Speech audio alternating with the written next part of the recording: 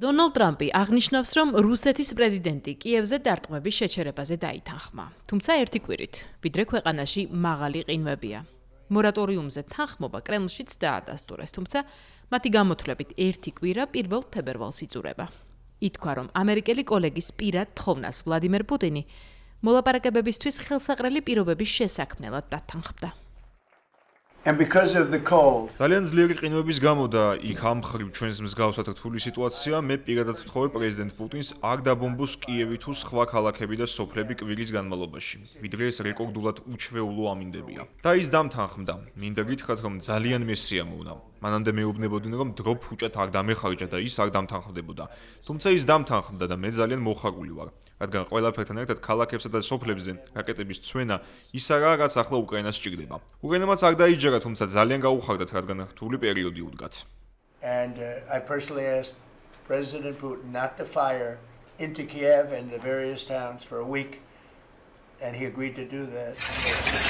რუსეთის საჰაერო იერიშებმა უკრაინაზე მხოლოდ იანვარში მილიონი ადამიანი დატოვა ელექტროენერგიის, გათბობისა და წყლის გარეშე. სარეკონსტრუქციო სამუშაოები გრძელდება და ბოლო ინფორმაციით ამ დროისთვის ენერგეტიკულ ბლოკადაში კიევში 700 საცხოვრებელი სახლია დარჩენილი. ეს კი ცივი ზამთრის პიკში. სწორედ ამიტომ ვაშინგტონიდან მიღებულ ამბავს უკრაინის პრეზიდენტი პოზიტიურად შეხვდა და იმედი გამოთქვა, რომ სიტყვები რეალობად იქცევა. მადლობა ამერიკას ენერგეტიკაზე იერიშების შეწყვეტისკენ მიმართული ძალისხმევისთვის. იმედი გვაქვს, რომ ამერიკა ამას მართლაც შესაძლებელს გახდის. უკვე მოვისმინეთ განცხადება ამერიკის შეერთებული შტატების პრეზიდენტისგან. ვითარება ამაღამ და მომდევნო დღეებში რეალური მდგომარეობა ჩვენს ენერგეტიკულ ინფრასტრუქტურასა და ქალაქებში გვაჩვენებს, თუ როგორ დგას საკითხი. აქვე გეტყვით, რომ ჩვენი დელეგაციები კავშირზე არიან ჩვენს პარტნიორებთან ამერიკიდან რეალურად ეფექტურ ფორმატებისა და საჭირო შედეგების ირგვლივ. უკრაინა მზადაა შეხვედრებისთვის, გადაწყვეტილებებისთვის. ველით, რომ ჩვენი პარტნიორები იმოქმედებენ მაქსიმალურად ეფექტურად ევროპაში, ამერიკასა და სხვა ქვეყნებში.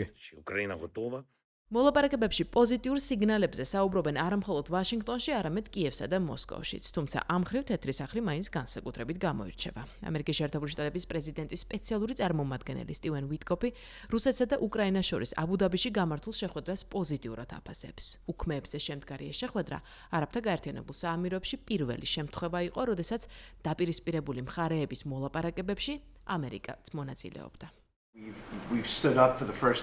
აბუ-დაბიში 5 რუს გენერალს ვესაუბრეთ და ვთვლით, რომ დიდ პროგრესს მივახციეთ. შეხვედრა გაგრძელდება. მანამდე კი ბევრი კარგი რამ ხდება მიწებთან დაკავშირებული გარიგების ირგვლივ, რომელსაც მხარეები ერთად ამუშავებენ.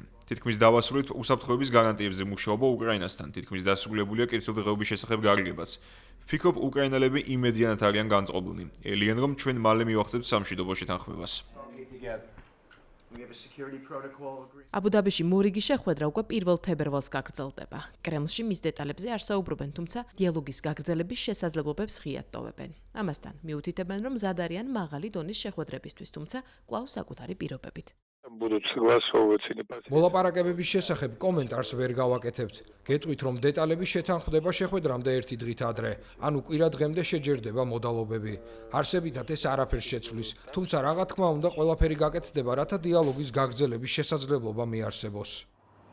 რუსეთის შესუსტებისა და უკრაინის გაძლიერების მიმართულებით აქტიურია ევროპა, სადაც ბოლო შეხვედრაზე ევროკავშირმა რუსეთის შავ სიაში შეიყვანა, როგორც ფულის გათეთრების მაღალი რისკის მქონე ქვეყანა. ეს კი რუსულ ბანკებს ტრანზაქციებს გაურთულებს, რუსეთის მოქალაქეებს კი ევროპის ბანკებში მეტ დაბრკოლებებს შეუქმნის. მუშაობა გრძელდება მე-20 სასანქციო პაკეტზეც, ისევე როგორც ახალ შეზღუდვებზე ყოფილი რუსი მეომრებისთვის, რათა მათ შენგენის ზონაში შესვლა ვეღარ შეცვლონ.